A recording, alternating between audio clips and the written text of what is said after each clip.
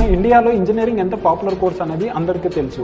మరి అది అంతలా పాపులర్ అవడానికి రీజన్స్ ఏంటో తెలుసా? చెప్తా వినండి. ఎందుకంటే చాలా సంవత్సరాలుగా ఇండియన్స్ ఇంజనీరింగ్ ను మాత్రమే stable and respectable career option లో చూస్తున్నారు కాబట్టి. అందుకే ఎన్నిసార్లు రెసిజన్ వచ్చినా కూడా, సెక్టర్స్ క్రాష్ అయినా కూడా ఇంజనీరింగ్ ఎడ్యుకేషన్ కి మాత్రం డిమాండ్ తగ్గట్లేదు. నిజానికి వేల ఇంజనీరింగ్ కాలేజెస్ ఉండడం కూడా ఇంజనీరింగ్ కి డిమాండ్ తగ్గకపోవడానికి రీజన్ అనుకోవచ్చు. పైగా ఇంజనీరింగ్ చేయడం వల్ల government, private, IT, manufacturing and infrastructure అన్ని సెక్టర్స్ లో జాబ్ ఆప్షన్స్ చాలా ఉన్నాయి. కొత్తగా AI, data science, renewable energy లాంటి వాటి వల్ల ఇంజనీరింగ్ కి జాబ్స్ తగ్గుతాయన్నా కూడా ఇంజనీరింగ్ ఎడ్యుకేషన్ కి మాత్రం డిమాండ్ తగ్గట్లేదంటే ఇంజనీరింగ్ ని మన వాళ్ళు అంత ఓన్ చేసుకున్నారు. పైగా వరల్డ్ మొత్తంలో కూడా బెస్ట్ టెక్నికల్ స్కిల్స్ ఉన్న ఎంప్లాయ్ కావాలంటే ఏ కంట్రీ అయినా ముందుగా చూసేది ఇండియా వైపే. జస్ట్ మన ఇండియాలో మాత్రమే ఇంజనీరింగ్ సంబంధించి చీప్ అండ్ బెస్ట్ స్కిల్స్ ఉన్న ఇంజనీర్స్ దొరుకుతారు. ఇంజనీరింగ్ లో ఉన్న మెయిన్ అడ్వాంటేజ్, ఇంజనీరింగ్ డిగ్రీ ఉన్న స్టూడెంట్స్ వాళ్ళ కోర్ ఫీల్డ్ లోనే జాబ్ చేయాల్సిన అవసరం లేదు. Software, civil services, management and startups కు కూడా చేంజ్ అయ్యేలా